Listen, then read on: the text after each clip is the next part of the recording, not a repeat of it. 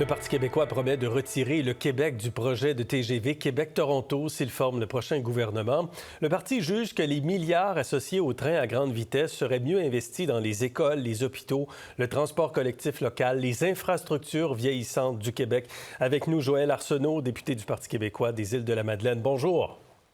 Bonjour, M. Fillon. Alors, vous dites qu'un gouvernement du Parti québécois se retirerait du projet de TGV, demanderait aussi que les sommes lui soient versées sans condition. On s'entend, M. Arsenault, puis aidez-nous à comprendre, sans le Québec, il n'y a pas de projet de TGV, parce que le gouvernement vise vraiment le corridor Québec-Montréal jusqu'à Toronto. Et s'il n'y a pas de projet, il n'y a pas de 40 milliards non plus.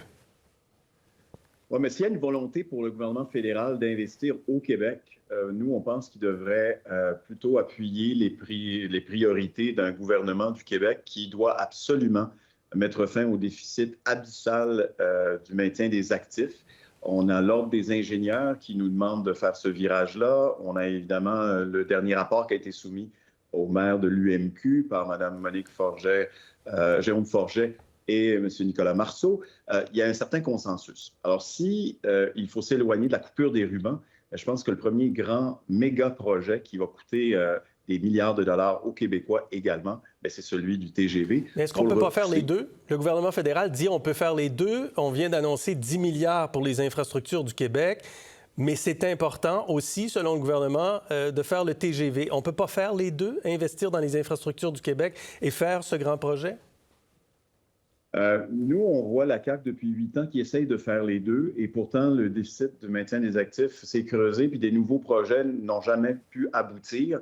On pense que le gouvernement fédéral va affronter le même genre d'obstacles de la même façon qu'on a vu, par exemple, le projet de pipeline qui devait coûter 7 milliards de dollars. Oui, il a abouti, mais à 35 milliards de dollars. C'est ce qu'on voit également sur la côte ouest des États-Unis. Là, les prix explosent, donc cet argent-là serait mieux investi dans le maintien des actifs, notamment, vous l'avez mentionné, là, les écoles, les hôpitaux, les routes puis les transports actuels. Mais aujourd'hui, vous avez présenté ça comme si on se retire, vous nous donnez le 40 milliards, comme si c'était finalement un transfert.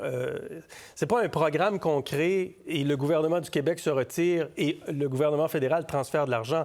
C'est un projet que le gouvernement fédéral fait ou ne fait pas. S'il ne le fait pas, vous n'aurez pas 40 milliards.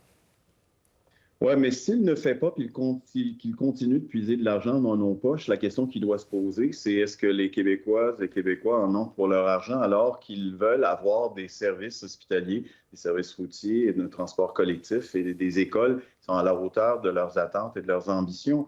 Alors, ce que ça démontre essentiellement, c'est que les besoins sont à Québec et la moitié de notre argent est à Ottawa. Alors, nous, on dit, donnez-nous cet argent-là pour obtenir nos objectifs plus rapidement. Et là, vous pourrez contribuer là, à faire œuvre utile. Ouais. Le projet de TGV en tant que tel, dans l'absolu, c'est intéressant. J'ai voyagé aussi là, sur le Shinkansen au Japon ou sur le TGV en Europe. Mais à l'heure actuelle, on pense que ce sont les hôpitaux, les écoles et nos routes, nos transports en commun qui sont la priorité. Le fédéral devrait en prendre note. Et vous dites aussi, M. Saint-Pierre Plamondon disait que c'est un projet de renforcement de l'unité canadienne par le gouvernement libéral fédéral. Mais c'est un projet quand même qui fait Québec, Trois-Rivières, Laval, Montréal, jusqu'à Ottawa, ce qui peut desservir quand même les gens de Gatineau. Donc, il y a une grosse partie, plus de la moitié du projet pratiquement, c'est au Québec quand même. Oui, je pense que l'expression qui a été utilisée par mon chef vient de la présentation du premier ministre Carney, sauf erreur. Mais ça, c'est la façon dont on peut qualifier le projet.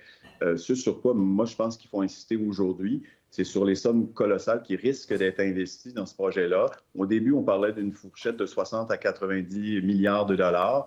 Il y a des experts, certains observateurs qui disent que ça pourrait être le double. Nous, on dit attention, là, ce projet-là, il est mal parti. Mais qui dit ça? D'où vient le 200 milliards que vous évoquez aujourd'hui? Il y a certainement M. Garon, le député du Bloc québécois. Il y a un expert dont j'oublie le nom qui a également. Oui, mais M. Garon, c'est un député du Bloc québécois. Mais je vous parle d'un expert qui dit 200 milliards. Sur quoi vous vous basez pour dire 200 milliards et arriver à 40 milliards qui iraient au Québec? Écoutez, si le passé est garant de l'avenir, je vous ai parlé de Trans Mountain, je vous ai parlé également du projet de TGV qui est passé de 30 millions à 230 millions en San Francisco et Los Angeles. On parle de Phoenix également, là, qui n'en finit plus de nous coûter un bras alors que le système ne fonctionne toujours pas.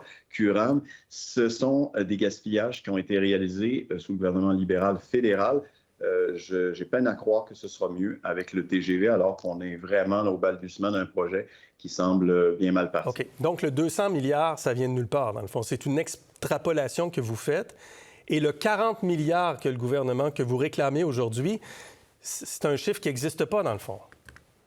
Bien, écoutez, le projet n'existe pas. Alors, les 60 milliards n'existent pas, les 90 milliards n'existent pas, les 200 milliards n'existent pas. Nous, ce qu'on souhaite, c'est que le projet n'existe pas, mais que les milliards de dollars que le fédéral a de l'argent des Québécois soient investis dans les infrastructures qui sont déficientes aujourd'hui au Québec, parce qu'on a un rattrapage à faire dans le maintien des actifs. OK, très bien. Monsieur Arsenault, merci d'avoir été avec nous aujourd'hui. Merci à vous. Bonne journée.